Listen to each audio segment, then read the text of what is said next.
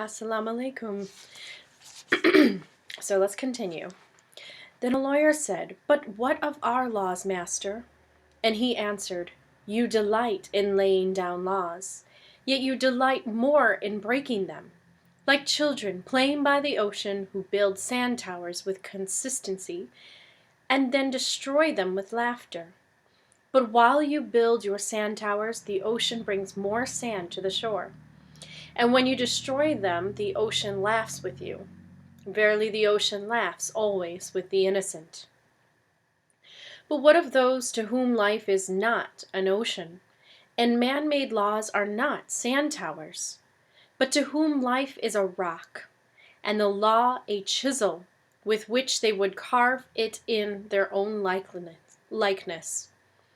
What of the cripple who hates dancers? What of the ox who loves his yoke and deems the elk and deer of the forest stray and vagrant things? What of the old serpent who cannot shed his skin and calls all others naked and shameless? And of him who comes early to the wedding feast, and when overfed and tired goes his way, saying that all feasts are violation and all feasters are lawbreakers? What shall I say of these, save that they too stand in the sunlight, but with their backs to the sun? They see only their shadows, and their shadows are their laws. And what is the sun to them but a caster of shadows?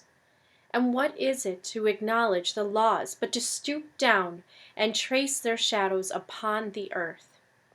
But you who walk facing the sun, what images drawn on the earth can hold you? You who travel with the wind, what weather vane shall direct your course? What man's law shall bind you if you break your yoke but upon no man's prison door? What laws shall you fear if you dance, but stumble against no man's iron chains? And who is he that shall bring you to judgment if you tear off your garment, yet leave it in no man's path? People of Orphalese, you can muffle the drum, and you can loosen the strings of the lyre, but who shall command the skylark not to sing?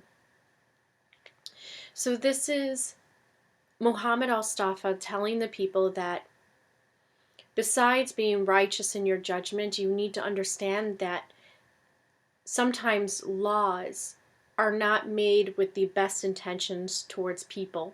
So this is a great reminder to those that are governing over people and those are in charge of creating the laws on earth as far as laws of society, to understand that there are some things that you'll never be able to control. And just as the idea that you can muffle man-made instruments like a drum or a lyre, you can muffle the sound, but you cannot stop nature to sing, meaning you cannot stop the skylark, which is a bird, to sing. That there are some things that humans will just not be able to control, and they have to learn how to relinquish that control and to understand that all control, all balance in nature, and balance in the universe belongs to Allah. And an orator said, "Speak to us of freedom." And he answered, "At the city gate and by your fireside, I have seen you prostrate yourself and worship your own freedom, even as slaves humble themselves before a tyrant, and praise him though he slays them. Aye, in the grove of the temple and in the shadow of the citadel, I have seen the freest among you wear their freedom as a yoke and a handcuff. And my heart bled within me, for you can only be free when even the desire of seeking freedom becomes a harness to you, and when you cease to speak of freedom as a goal and a fulfillment. You shall be free, indeed, when your days are not without a care, nor your nights without a want and a grief, but rather when these things girdle your life, and yet you rise above them naked and unbound. And how shall you rise beyond your days and nights unless you break the chains which you at the dawn of your understanding have fastened around your noon hour? In truth, that which you call freedom is the strongest of these chains, though its links glitter in the sun and dazzle your eyes. And what is it but fragments of your own self you would discard that you may become free? If it is an unjust law you would abolish, that law was written with your own hand upon your own forehead. You cannot erase it by burning your law books, nor by washing the foreheads of your judges, though you pour the sea upon them. And if it is a despot you would dethrone, see first that his throne erected within you is destroyed. For how can a tyrant rule the free and the proud, but for the tyranny in their own freedom and a shame in their own pride? And if it is a care you would cast off, that care has been chosen by you rather than imposed upon you. And if it is a fear you would dispel, the seat of that fear is in your heart, and not in the hand of the feared. Verily all things move within your being in constant half embrace. The desired and the dreaded, the repugnant and the cherished, the pursued and that which you would escape. These things move within you as lights and shadows in pairs that cling. And when the shadow fades and is no more, the light that lingers becomes a shadow to another light. And thus your freedom, when it loses its fetters, becomes itself the fetter of a greater freedom. So really, freedom really truly means to detach yourself from all needs and all desires, and to be in flow with Allah and allow things to happen as they happen. You'll of course be a voice for the injustice in the world and speak up and do your part, but also to understand that everything is connected to everything else. And the priestess spoke again and said, Speak to us of reason and passion. And he answered, saying, Your soul is oftentimes a battlefield, upon which your reason and your judgment wage war against your passion and your appetite. Would that I could be the peacemaker in your soul, that I might turn the discord and the rivalry of your elements into oneness and melody. But how shall I, unless you yourselves be also the peacemakers, nay, the lovers of all your elements? So in the Quran, Gabriel, that was sent by God to talk to Muhammad and give him the revelations, told Muhammad several times, you are just a messenger. What the people do is not up to you. You are not held responsible. You're not held accountable for their actions. And to understand that if Muhammad did not find the peace within himself and did not come to Islam, and that's why in the Quran there are direct commands to Muhammad in the idea that if you don't do this, or if you are, also a disbeliever in these messages given to you, that you are not going to be in service to Allah, you're not going to help spread the message, so you are just as wrong as those you would say were wrong in the other nations. There's a lot of warning towards Muhammad, and that's why the Quran was never written by Muhammad. It was written through Muhammad and given to the people through Muhammad. And it's important to understand that Muhammad could only do so much. People who are teachers and spiritual guides and try to help others, they can only do so much. It is up to the people to look within themselves and to do the change within. And then that is what facilitates a positive future and growth. It is never up to the messenger. It's never up to the guide or the teacher. The guide or the teacher is there as a tool, as an instrument of God, because they are willing to. They're willing to be that service. But it is up to the people. In real simple terms, it is up to each individual to look within themselves and to become the peacemakers themselves, and not just rely on the peacemakers that are standing in front of them and are giving them the messages. They too have to become the peacemakers and realize that interconnection and that unity with each other. Your reason and your passion are the rudder and the sails of your seafaring soul. If either your sails or your rudder be broken, you can but toss and drift, or else be held at a standstill in mid-seas. For reason, ruling alone, is a force confining, and passion, unattended, is a flame that burns to its own destruction. How true is that?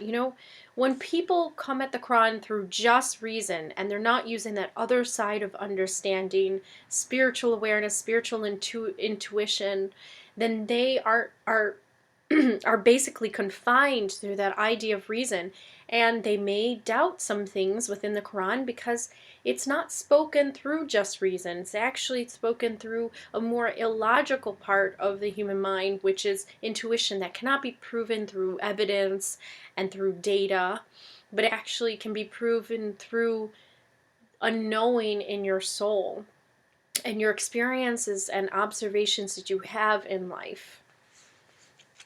And if you are all just passion and you don't have that imbalance, well, then that's when you are reckless in your actions. You let your emotions rule you. And as it says, the flame that burns to its own destruction. I mean, the idea that your passion rules you and will destroy you as well. Therefore, let your soul exalt your reason to the height of passion, that it may sing, and let it direct your passion with reason, that your passion may live through its own daily resurrection, and like the phoenix rise above its own ashes. I am very much that person. I have become more balanced in my life. When I was younger, I lived solely through my emotions and my passion. I'm a very emotional person. I'm a Pisces. I mean, I'm ruled by my emotions, according to astrology. But that is the thing, is like, I am ruled by my emotions when I was younger, but when I started to get older and I started to get more of this idea of logical understanding and being rational, that is why now I feel I have reached a balance of understanding my emotional reactions to things and my logical and rational side of myself that's able to control my emotional side, which it wasn't able to do at one point. And that's the secret of being balanced and being a good person, not letting your passion rule you and not letting just your logic define who you are. I would have you consider your judgment and your appetite, even as you would two loved guests in your house. Surely you would not honor one guest above the other, for he who is more mindful of one loses the love and the faith of both. So this is talking about reason and passion. That you cannot just say, well, cannot just favor passion and then discredit reason. You really have to have both, and they have to be balanced, and they both have to be equally valued to you as a person. And that took me a while to realize, because at one point in my life I didn't want to be known for having reason and logic. I wanted to be seen as, this fireball just full of passion and emotion. I liked that side of myself, but I realized that my life was out of control because I lived solely through my emotions. And when I got reason involved and when I put my logic within my life, that's when I had balance. And it's funny because only after I reached this balance was I able to pick up the Quran, read it in 2 days, and understand it fully. It is because I reached a balance within myself of having both passion and reason. I believe that's key to understanding the Quran. You need both. Among the hills, when you sit in the cool shade of the white poplars, sharing the peace and serenity of distant fields and meadows, then let your heart say in silence, God rests in reason.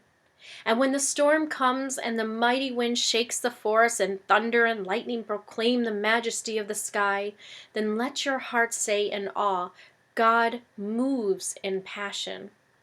And since you are a breath in God's and sphere and a leaf in God's forest, you too should rest in reason and move in passion. And a woman spoke, saying, Tell us of pain. And he said, Your pain is the breaking of the shell that encloses your understanding. Even as the stone of the fruit must break, that its heart may stand in the sun, so must you know pain. And could you keep your heart to wonder at the daily miracles of your life, your pain would not seem less wondrous than your joy. And you would accept the seasons of your heart, even as you have always accepted the seasons that pass over your fields. And you would watch with serenity through the winters of your grief. Much of your pain is self-chosen. It is the bitter potion by which the physician within you heals your sick self. Therefore trust the physician and drink his remedy in silence and tranquility. For his hand, though heavy and hard, is guided by the tender hand of the unseen. And the cup he brings, though it burn your lips, has been fashioned of the clay which the potter has moistened with his own sacred tears. This is something that I, as a person, need to work on. That pain is also something to really rise above this physical world. You have to not be afraid of pain.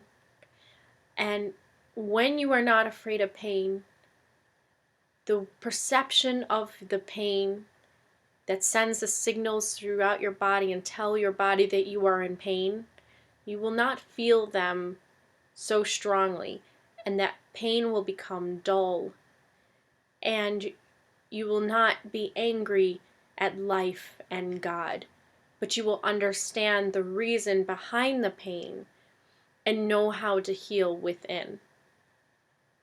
And it is so true because Khalil Gibran wrote about the idea that we have the power within to heal our sick self.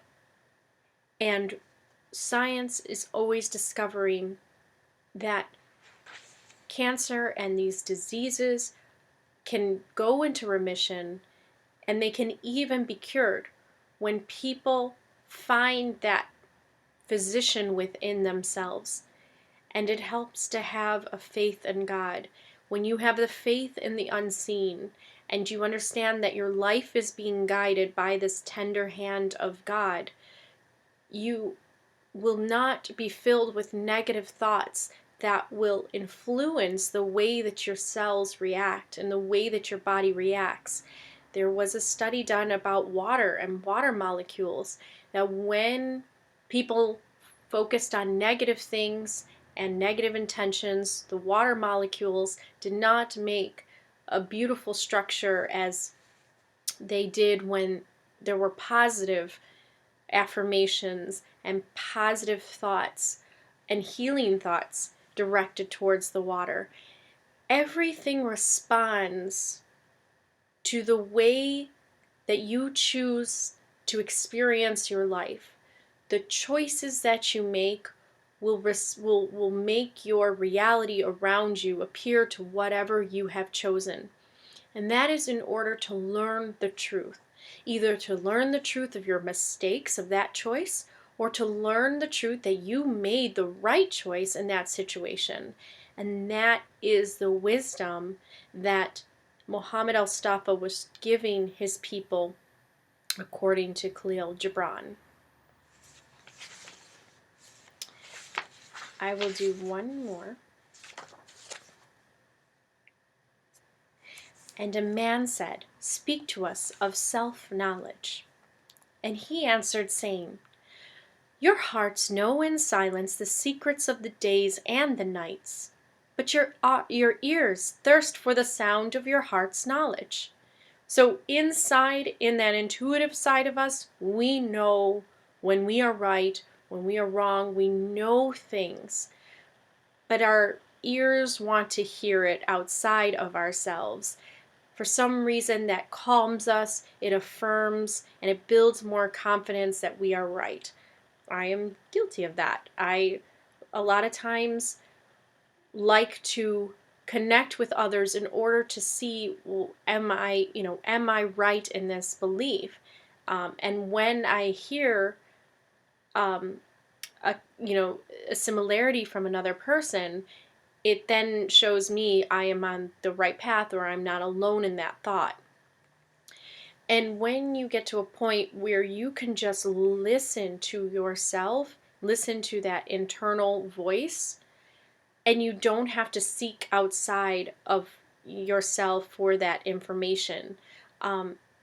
Because when you do, you can also fall trapped into discovering misinformation that leads you wrongly.